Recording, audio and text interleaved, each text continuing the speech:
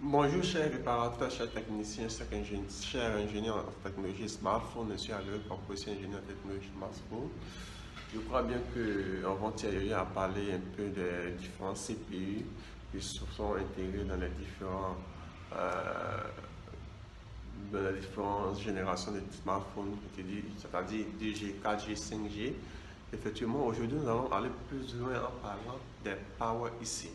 Power IC en anglais, en français, ça correspond à quoi? Power IC correspond au système d'alimentation.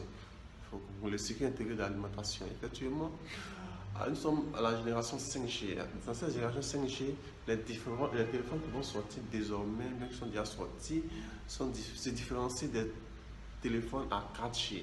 Généralement, les téléphones à 4G ont différents circuits intégrés, c'est-à-dire le circuit de charge, ok, le IC de charge, le IC de lumière, le IC de graphics, vous comprenez.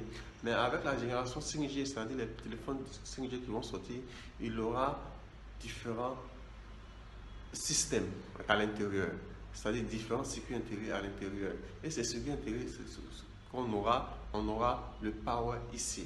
Contrairement au Power IC de 4G, 2G, 3G, il y a un seul Power IC. Mais dans la génération 5G, il y aura des Power IC. Que dit des Power IC? C'est veut dire quoi? Il peut y avoir dans un smartphone de 5G 2 Power IC, 3 Power IC, 4 Power IC. Et nous 5 Power IC. Vous comprenez? Donc, on posera la question pourquoi? Effectivement, à l'évolution de la technologie, les tâches deviennent très compliquées, donc il faudrait qu'il y ait des circuits intégrés Power IC, plus de circuits intégrés Power IC pour pouvoir exécuter plusieurs tâches. C'est pourquoi c'est ainsi. Ils ont créé les téléphones à 5G vont désormais avoir 2 Power IC, 3 Power IC, 4 Power IC et 5 Power IC. On vient par rapport au premier Power IC qui est le pass. Vous voyez là, ce côté, c'est le VBAS. Ok? Là, c'est le CCI, CC1, CC2, et le DP, DM, ID et le ground. Dans ce Power IC. Le VBAS, c'est le côté la charge. La charge, ok? Le CC1, CC2, c'est le IC de charge qui sera intégré dans ce Power IC. Vous comprenez? Et après, nous avons le DP et le DM.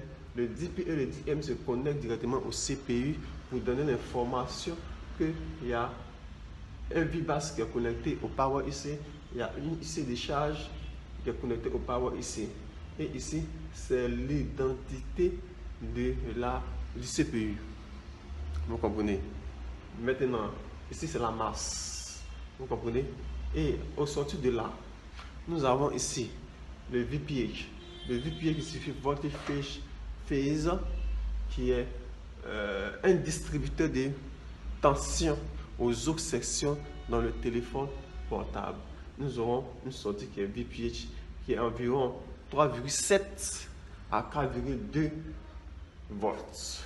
Et là, le data et le clock, qui est un protocole I2C, qui est connu sous le nom de I2C, qui communique avec le Power IC pour s'assurer que toutes les informations sont réunies ici afin que le téléphone puisse marcher.